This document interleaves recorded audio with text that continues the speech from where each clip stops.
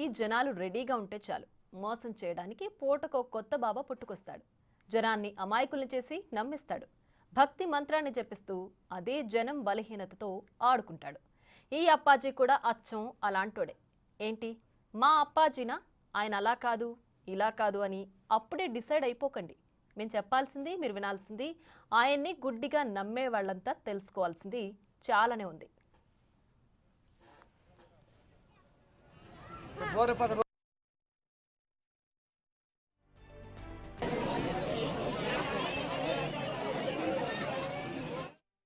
Mallikarjuna Mutya alias Appaji జనాన్ని ముంచడానికి పుట్టుకొచ్చిన బురిడి బాబా ఇతడు. దేవుడినంటూ జనాన్ని నమ్మిస్తున్నాడు. ఈ బురిడి బాబా దర్శనం కోసం జనం కూడా అదే స్థాయిలో ఎగబడుతున్నారు. పేరు ఫోన్ నెంబర్ చెబుతూ జనాన్ని ఆకర్షిస్తున్నాడు. అంతే, తెలంగాణ నుంచి ప్రతిరోజు తండోపతండాలుగా వెళ్లిపోతున్నారు జనం. ఈ మధ్య కొత్తగా పొలిటికల్ లీడర్ల దగ్గరికి తానే వస్తూ మరింత క్రేజ్ పెంచుకుంటున్నాడు మల్లికార్జున ముత్య. అంతేకాదు, తనను చూసేందుకు కర్ణాటకలోని యాద్గిర్ జిల్లాలో ఉన్న తన ఆశ్రమానికి వచ్చిన భక్తులను కూడా పొట్టు పొట్టు కొడుతున్నాడు.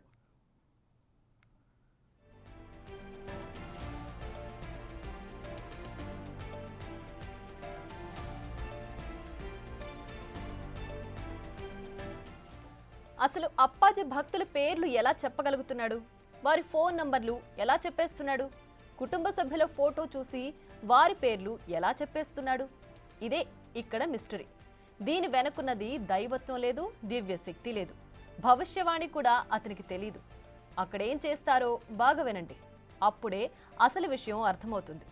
అప్పాజీ ఆశ్రమం దగ్గర అణువణువున నిఘా ఉంటుంది. అక్కడికి వెళ్లే భక్తుల వివరాలను ఈ మల్లికార్జున ముత్య అనుచరులు ముందే సేకరిస్తున్నారు. ఆ వివరాలనే భక్తులకు చెప్పి మాయ చేస్తున్నాడు ఈ అప్పాజీ. అందుకే మొదటిసారి వెళ్లిన వారికి కొన్ని వివరాలే చెబుతాడు. అంతకు మించి ఏమైనా అడిగితే మళ్లీ రమ్మంటున్నారట. ఒకేసారి అన్నీ చెప్పాడు. సమస్య చెబితే పరిష్కారం తర్వాత చెబుతాను అంటున్నాడట అప్పాజీ. ఇక అతన్ని గుడ్డిగా నమ్మిన భక్తులంతా తమ సమస్యకు ఓ పరిష్కారం దొరికేదాకా వెళుతున్నారు.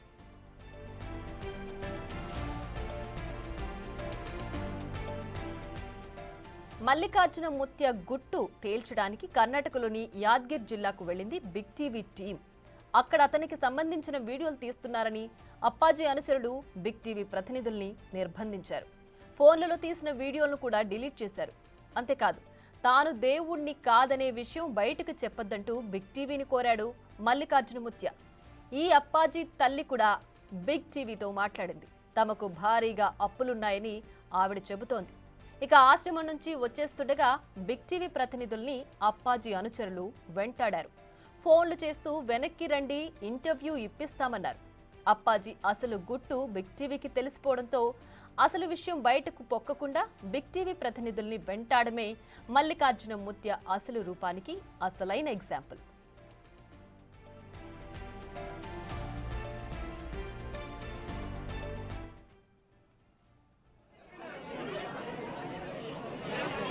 హలో హలో చెప్పండి. అదే గౌతమ్, ఇప్పుడే ఫోన్ చేశాను కదా మీకు బిగ్ టీవీ కోసం. అప్పాజీ గారు మఠం. చెప్పండి. హలో చెప్పండి, వినిపిస్తోంది. మీరు వస్తున్నారంటే అప్పాజీ గారు ఆగుతారు, లేదంటే వెళ్ళిపోతా అంటున్నారు. మీరు చెప్పండి, వస్తారా రారా? ఇందాక మరి ఎందుకని లైవ్ ఇవ్వలేదు ఆయన మాకు, ఇప్పుడు ఎందుకు ఇస్తానంటున్నారు? ఇప్పుడు ఇస్తా అంటున్నారు, మేము రిక్వెస్ట్ చేసాము. మరి అప్పుడే రిక్వెస్ట్ చేయాల్సింది కదా. మేము అక్కడ ఉన్నాము, 2.5 గంటలు ఆయనతో పాటు మాట్లాడాము. అక్కడే ఉన్నప్పుడు మీరు రిక్వెస్ట్ చేయాల్సింది కదా. అంత దూరం నుంచి వాళ్ళు వచ్చారు, రండి మాట్లాడండి అని చెప్పి. మరి మీకు ఇప్పుడు మాట్లాడుతా అంటున్నారు, ఇష్టం వస్తే మీరు రండి, లేదంటే ఇచ్చిపెట్టాను. దాంట్లో ఏం మేము చెప్పినాం కాబట్టి. సరే, జూమ్ కాల్ తీసుకుంటామండి మేము, మీకు ఓకేనా? జూమ్ కాల్ కాదు. మీరు ఎక్కడ ఉన్నారు? మీరు ఎక్కడ ఉన్నారు మేడం ఇప్పుడు? దేనికండి? రండి మేడం మఠంకి ఒకసారి. అదే దేనికి రావాలి చెప్పండి, మేము వస్తాం. హలో. 23 ఏళ్ల కుర్రాడు భక్తుల్ని కొడతాడు, అరుస్తాడు, క్రికెట్ ఆడతాడు, కార్లలో తిరుగుతాడు, ర్యాష్ డ్రైవింగ్ చేస్తాడు, వింత వింతగా ప్రవర్తిస్తాడు. ఓ పద్ధతి పాడు అంటూ ఏం ఉండదు. ఏ క్షణానికి ఎలా ప్రవర్తిస్తాడో అతనికే తెలియదు. అలాంటి కుర్రాడికి అతీతమైన శక్తులున్నాయని జనం తండోపతండాలుగా తరలివస్తున్నారు. ఇక్కడికి వచ్చే వాళ్లలో ఎక్కువ మంది తెలంగాణ, ఏపీ నుంచే ఉన్నారు. విచిత్రమైన విషయం ఏంటంటే కర్ణాటకలో ఉన్న వాళ్ళెవ్వరూ అప్పాజీ దగ్గరకు పెద్ద సంఖ్యలో వెళ్లడం లేదు. స్థానికంగా ఉండేవాళ్లైతే అప్పాజీ ఆశ్రమం వైపు కన్నెత్తి కూడా చూడడం లేదు. తమకు సంబంధం లేదన్నట్లే ఉంటున్నారు. మరి కర్ణాటక వాళ్లకే లేంది మనకెందుకు? వాళ్ళ దగ్గరున్న అప్పాజీని వాళ్లే నమ్మనప్పుడు మనం వందల కిలోమీటర్లు వెళ్లి పొర్లు దండాలు పెట్టడం దేనికి అనే వాదనలు కూడా ఇప్పుడు చర్చకొస్తున్నాయి.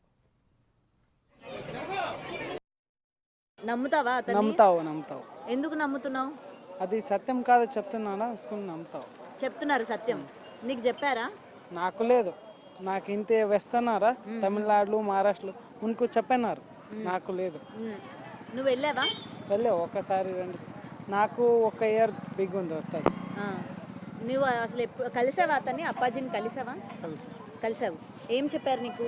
नावेन చెప్పలా?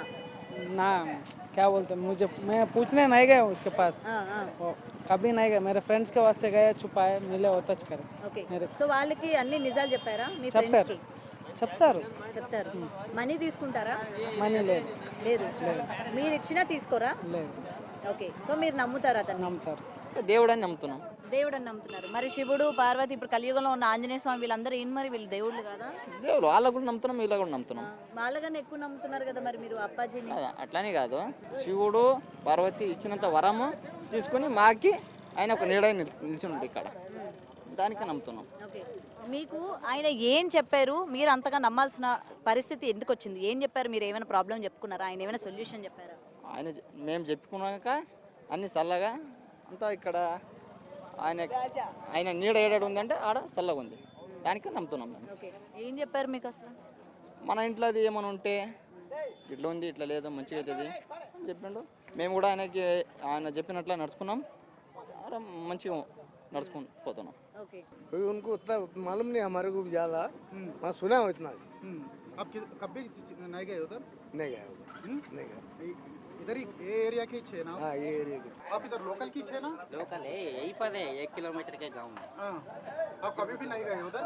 नहीं, हमारा फ्रेंड है, वो गया था लेकिन कुछ पूछा नहीं उससे. हाँ हाँ. तो आपका क्लासमेट है? क्लासमेट है. ओके. कितने साल तक पढ़े आप? यहाँ पर 10वीं तक. हाँ. बहुत लोग आते हैं, तेलंगाना वाले बहुत आते हैं. हाँ, तेलंगाना आंध्र वाले बहुत आते हैं. कन्नड़ वाले इधर लोकल वाले कोई इधर लोकल ज्यादा जने नहीं जाते? आपको पता है ना, लोकल के आदमी को उसका पता नहीं रहता. हाँ हाँ. पूरा बाहर वाले ही छा रहे. इधर के तेलंगाना आंध्रा बहुत से स्टेट के लोग आते हैं इधर, बहुत से परफॉर्म कर रहा है, सेवा करता है जनता की. मतलब जन के पीछे कर रहे हो, जन के वास्ते कर रहे, इसलिए जन आ रहे, उसी वजह से अच्छे काम हो रहे.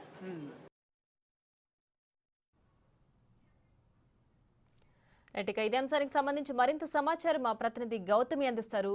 గౌతమి, చెప్పండి, అసలు బిగ్ టీవీ అక్కడికి వెళ్ళినప్పుడు అక్కడ అసలు ఏం జరిగింది? బయటంతా సీసీ కెమెరాలు ఉన్నాయని చెప్తున్నారు, అనుచరులు అసలు ఏం అడుగుతున్నారు, ఏం డీటెయిల్స్ తీసుకుంటున్నారు? రైట్ ప్రియా, మనం ఏంటంటే గత కొన్ని రోజులుగా ఇలాగే దేవుడి పేర్లు చెప్పి నేను బాబాని అని, లేకపోతే నేను మాతాజీని అని చెప్పి కూడా చాలా మంది ఈ మధ్య కాలంలో రావడం మనం చూసాము. అయితే వాళ్ళకి సంబంధించి అసలు వాళ్ళు నిజమైన దేవదేవుళ్ళేనా, ఎందుకు ఈ విధంగా చెప్తున్నారని చెప్పి బిగ్ టీవీ వాళ్ళ గుట్టు రట్టు చేసిన సందర్భాలు కూడా ఉన్నాయి. అయితే ఇదే నేపథ్యంలోని గత కొన్ని రోజులుగా ఈ మల్లికార్జున ముత్య అలియాస్ అప్పాజీ ఎవరైతే ఉన్నారో బాగా వైరల్ అవుతున్నారు. అయితే ఇతను ఎందులోని సమర్థుడు, ఏం చెప్తున్నారు, భక్తుల్ని ఎందుకు ఇంతలాగా ఆకర్షించుకుంటున్నాడు అని ఒక్కసారి మేము తెలుసుకుంటే భక్తుల పేర్లు చెప్తున్నాడు, వాళ్ళ తల్లిదండ్రుల పేర్లు చెప్తున్నాడు, ముఖ్యంగా వాళ్ళ యొక్క ఫోన్ నెంబర్ లాస్ట్లో ఉన్న 4 డిజిట్స్ కూడా చెప్తున్నాడు అని అయితే చెప్పడం జరిగింది. అయితే అలా ఎలా చెప్తున్నాడు, వచ్చిన ప్రతి భక్తుడికి కూడా ఇదే రిపీట్గా ఎందుకు చెప్తున్నారు, వేరే ఇంకేం కూడా చెప్పట్లేదా అని చెప్పి, సరే అసలు ఇతను ఏం చేస్తున్నాడు, ఏంటి ఇతని వైఖరి ఏంటి అని తెలుసుకుందామని చెప్పి మొత్తం బిగ్ టీవీ అంతా కూడా వెళ్ళడం కూడా జరిగింది. అండ్ వెళ్ళిన తర్వాత మీరు నమ్మరు ప్రియా, నిజంగా వన్స్ మనకి కర్ణాటకలో ఎంటర్ అయిన దగ్గర నుంచి అప్పాజీకి సంబంధించిన వ్యక్తులు ప్రతి ఒక్కరు కూడా ఎవరు ఎంటర్ అవుతున్నారు, ఎవరు వస్తున్నారు, ఎవరు వెళ్తున్నారు, ఎంతమంది వస్తున్నారు, ఈచ్ అండ్ ఎవ్రీథింగ్ కూడా వాళ్ళు నోటీస్ చేస్తూ ఉంటారు. అండ్ మనం ఆ ఊర్లోకి వెళ్ళిన తర్వాత కూడా ప్రతి ఒక్కరు అంటే మనం అప్పాజీ ఆశ్రమం కనుక వెళ్ళినట్టుగా చూసుకుంటే ఈచ్ అండ్ ఎవ్రీవేర్ కూడా సీసీ కెమెరాలు ఉంటాయి. దాన్ని మెయింటైన్ చేసే వాళ్ళు సపరేట్గా ఆయన టీం కూడా ఉంది. ఒక రూమ్లోని మొత్తం కూడా అదంతా కూడా మెయింటైన్ చేస్తూ ఉంటారనమాట. అండ్ అక్కడికి వెళ్ళిన భక్తుల్లోని దాదాపు తెలంగాణ అలాగే ఏపీ ప్రజలు, అంటే ఏపీ ప్రజలకి కొంచెం తక్కువ మంది ఉన్నారు, బట్ ఏపీ ప్రజలతో కంపేర్ చేసుకుంటే తెలంగాణ ప్రజలు మాత్రం చాలా వరకు మొత్తం ఎక్కడ చూసినా వాళ్ళే, దాదాపు 70 ఏళ్ళు 80 ఏళ్ళ నుంచి చంటి బిడ్డల వరకు 2 రోజులు 3 రోజుల నుంచి కూడా అక్కడ పడిగాపులు కాస్తున్న వాళ్ళు కూడా ఉన్నారు. ఎందుకంటే అప్పాజీ కనీసం ఒంటి మీద చెయ్యేస్తే చాలు, అలా తడితే చాలు, మా జన్మ ధన్యం అయిపోతుంది అని చెప్పి 2-3 రోజుల నుంచి కూడా అక్కడే నిద్ర చేస్తూ అక్కడే ఉంటూ ఉన్నారు. మరైతే వచ్చిన భక్తులందరికీ కూడా ఆయన నిత్యావసర అన్నదానం కూడా చేస్తూ ఉన్నాడు. కేవలం రైస్, పప్పు ఈ 2 మాత్రం పెడుతూ ఉన్నాడు. అప్పడాలు అవి ఇవి అన్ని కూడా అక్కడ మళ్ళీ వేరే వాళ్ళు అమ్ముతూ ఉన్నారనమాట. అయితే మేము కూడా ఏంటంటే పలానా చెప్పండి ప్రియా. రైట్, అంటే మీరు వెళ్ళిన దగ్గర నుంచి ప్రతి చోట కూడా ఈ అప్పాజీ అనే ఆయన అనుచరులు ఉన్నారని చెప్తున్నారు. సో ఇంత సర్కిల్ అసలు ఆయనకి ఎలా ఏర్పడింది? ఈ అప్పాజీ అనే దొంగ బాబా ప్రచారం అసలు తెలంగాణ వాసులకు కావచ్చు, ఏపీ వాసులకు కావచ్చు, అసలు ఎప్పటి నుంచి ప్రచారంలో ఉంది? ఎలా ఆయన్ని ప్రచారం చేసుకుంటున్నారు? అయితే ఇదే ఊర్లోని ఇంతకు ముందు అప్పాజీ నాన్న ఎవరైతే ఉన్నారో అతను ఈ విధంగా ప్రజలందరికీ కూడా ఈ విధంగా చెప్పేవాడంట. భవిష్యవాణి కావచ్చు, లేకపోతే మీకు ఇలాంటి సమస్యలు ఉన్నాయి, దీనికి ఇది పరిష్కారం అని చెప్తూ ఉంటే ఊర్లోని వాళ్ళు ఇతను చెప్పేవన్నీ మోసాలు, ఇతను ఎవరిని నమ్మొద్దని చెప్పి ఊర్లో వాళ్ళే అతన్ని చంపేశారంట. వాళ్ళ తండ్రిని చంపేసిన తర్వాత ఈ ఇంట్లోని 4 కుమారులు అలాగే కూతుర్లు కూడా ఉన్నారు. ఈ 4 కుమారులకు కూడా ఒకలంటే ఒకరికి పడదని చెప్తూ ఉన్నారు. ఎందుకంటే లోకల్లోని మనం బ్రీఫ్గా గ్రౌండ్ వర్క్ చేస్తే తెలిసిన మ్యాటర్ ఇది, ఎవరికి కూడా పడేది కాదు. కానీ 4 ఏళ్ల క్రితం ఏమైందంటే ఈ మధ్య కాలంలోని సిగం వస్తుంది, దేవుడు పడుతున్నాడు నాకు అని చెప్పి ఇలాగా యాత్రలు అవి నా బోనాలు చేసుకున్నా సరే అక్కడ ఎవరైతే ఊగుతూ ఉంటారు కదా, ఇదే విధాన్ని అప్పాజీ ఏంటంటే జనాల నాడిని పట్టుకున్నాడు. ఈ విషయం నేను చెప్పడం కాదు, క్లియర్గా బిగ్ టీవీ వెళ్ళిన తర్వాత 2.5 గంటలు ఆ రూమ్లో కూర్చోబెట్టి ఆయన ఒక వర్డ్ అయితే బయటికి చెప్పేయడం కూడా జరిగింది ఈ మాటని. సో ప్రజల కంట్లో పడాలి, ప్రజలు అతన్ని నమ్మాలి అని చెప్పి తనకి సిగం వచ్చినట్టు ఒక ఊరి సంబంధించి పండగ జరుగుతుంటే అక్కడ ఆయనకి సిగం వచ్చినట్టు అందులో వెళ్ళడం, అతను ఊగడం చేశాడని కూడా చెప్పాడు. ఆ చేసిన టైంలోని ఇతనికి దేవుడు పడ్డాడు, ఇతని దేవుడే. అండ్ ఆ టైంలోని ఊరి ప్రజలకి సంబంధించి కొన్ని సమస్యలు ఉన్నాయి, కొంతమందికి సమస్యలు ఉన్నాయని చెప్పిన తర్వాత అక్కడున్న వాళ్ళందరూ కూడా నమ్మడం జరిగిందనమాట. అయితే ఇంకొంతమంది ఇతనిలోని వీళ్ళ నాన్నగారే పూనారు, సో ఇతను మనకి సమస్యలు తీరుస్తాడు, అన్ని కూడా చెప్తాడు అని చెప్పి నమ్మడం జరిగింది. రైట్ గౌతమి, అయితే ఇతను అప్పాజీ అని ఎప్పటి నుంచి తాను చెప్పుకుంటున్నాడు, లేదంటే తను బాబాజీ అవతారం ఎత్తింది ఎప్పటి నుంచి ప్రచారంలో ఉంది? రైట్ ప్రియా, 4 ఏళ్ల క్రితం నుంచి కూడా ఉంది. అంటే సోషల్ మీడియా అంతలాగా అతని పైన ఫోకస్ చేయకపోవడం వల్ల ఇతనైతే బయటికి రాలేదు. మరి ఇప్పుడు ఎందుకు బయటకు వచ్చాడు అని అంటే అతనికి సంబంధించిన కొంత టీం అటు ఇన్స్టాగ్రామ్ కావచ్చు, ఫేస్బుక్ కావచ్చు, యూట్యూబ్ ఛానల్స్ కావచ్చు, నిత్యం అతను చేసేవి, అతని దగ్గరికి భక్తులు వచ్చేవి, అతను క్రికెట్ ఆడేవి, ప్రతిది కూడా అతని టీంలోనే ఒకరు వర్క్ చేస్తూ ఉన్నారనమాట. నిజానికి అప్పాజీ చెప్తూ ఉన్నాడు, నేను 23 ఏళ్ళు, సో నాకేంటంటే నేను ఏ చదువుకోలేదు, నాకు ఎటువంటి అవగాహన కూడా లేదు అని చెప్తున్నప్పటికీ తన చుట్టూ ఉన్న వాళ్ళు అవగాహన ఉన్న వాళ్ళే, అంటే ముఖ్యంగా సోషల్ మీడియా మీద అవగాహన ఉన్న వాళ్ళే ప్రతిది కూడా నోట్ చేసి జనాల్లోకి వెళ్ళాలి, ఫేమ్ అవ్వాలి. అండ్ దట్టు మెయిన్గా అతనికి కొంత పొలిటికల్ సపోర్ట్ కూడా ఉంది. అక్కడ లోకల్లో ఉన్న వాళ్ళు ఉన్నారు, అండ్ ఇక్కడ తెలంగాణ నుంచి కూడా కొంతమంది ఆయనకి సపోర్ట్ చేస్తూ ఉన్నారు. ఇది అంతా కూడా చూసుకొని అతను ఈ విధంగా మొత్తం కూడా ఆయన ఈ విధంగా ఇన్స్టాగ్రామ్ ఇవన్నీ కూడా యూజ్ చేసుకొని వైరల్ అవ్వడం కూడా జరిగింది. సో అప్పటి నుంచి ప్రజల్లోకి అసలు అప్పాజీ అంటే ఎవరు, ఈ విధంగా అన్ని చెప్పేస్తున్నారు. మౌత్ పబ్లిసిటీ ఏదైతే జనాల్లోకి ఈజీగా వెళ్తుందో ఈ మౌత్ పబ్లిసిటీ అనేది బాగా ఉపయోగించుకున్నాడు అనేది ఇక్కడ క్లియర్గా కనిపిస్తుంది ప్రియా. సో ఈ నేపథ్యంలోనే అతను వైరల్ అవ్వడం కూడా జరిగింది. అతనికి సంబంధించి ఫేస్బుక్కి అంటే సోషల్ మీడియాలోని ఎక్కువగా యాక్టివ్గా ఉండే వాళ్ళు కొంతమంది అతని కింద పనిచేస్తున్నారు ప్రియా. రైట్ గౌతమ్.